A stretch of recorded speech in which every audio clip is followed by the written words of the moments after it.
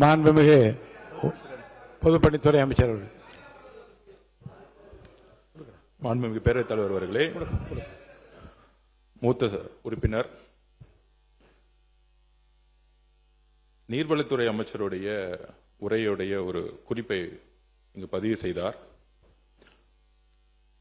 அவருடைய விளக்கம் என்னன்னா, கர்நாடகம் என்ன விவாதிச்சு காவேரி நீர் மேலாண்மை ஆணையத்தில் என்ன விவாதிச்சாங்க அப்படிங்கறத ஒரு விளக்கத்தை கொடுத்தாரு. அந்த விளக்கத்தை தான் பதிவு பண்ணாரு.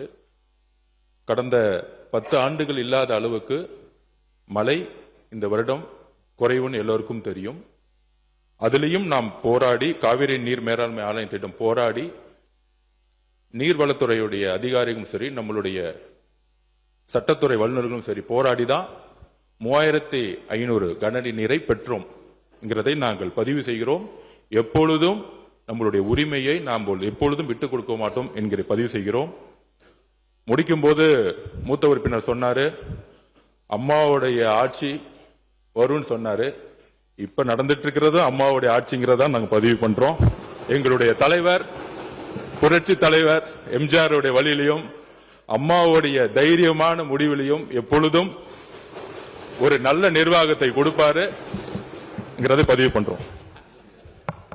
உறுப்பினர்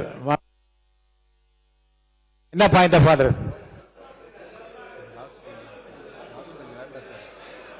மைக் கொடுங்க. மாண்புமிகு உறுப்பினர், கடைசி பெஞ்ச லாஸ்ட் பெஞ்ச் சொல்லி இங்கே எங்கேயும் தாவே போயிட்டு இருக்காங்கன்னு சொன்னாங்க. அல்பபெட்டிக்கல் ஆர்டர் படி உட்கார்ந்து வைக்கிறீங்க. ஆமா, இல்ல நாங்க எதுக்கு உட்கார்ந்து இருக்கோம்? நாங்க எங்க முன்னால போய் உட்கார்ந்து அவர் சொன்னது இல்ல. அது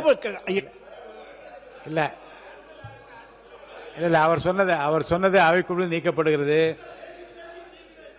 இருங்க, இப்ப நீங்க பேசும்போது கூட தான் இப்ப தப்பா பேச நீக்கிறோம். அவர் சொன்ன கருத்து அவைக்குழு நீக்கப்படுகிறது. ஆல்பபெட்டிக்கல் ஆர்டர் படி தான் உட்கார வச்சிருக்கோம். அசௌகரியம் என்று உடல்நல குறைவு காரணம் என்று அவர் கருத்து தெரிவித்த உறுப்பினருக்கு மட்டும் ஒரு 2-3 பேருக்கு இடத்தை மாற்றி கொடுத்திருக்கிறோம். மற்றபடி ஆல்பபெட்டிக்கல் ஆர்டர் படியும் எந்த சின்னத்தில் வெற்றி பெற்றார்களோ அந்த சின்னத்தின் அடிப்படையில் வரிசையாக உட்கார வைக்கப்பட்டிருக்கிறீர்கள். அசைவு குறைவு உடல்நல குறைவு என்று சொன்னால் அந்த உறுப்பினருக்கு இடம் மாற்றி தருவதை பற்றி ஆய்வு செய்வோம்.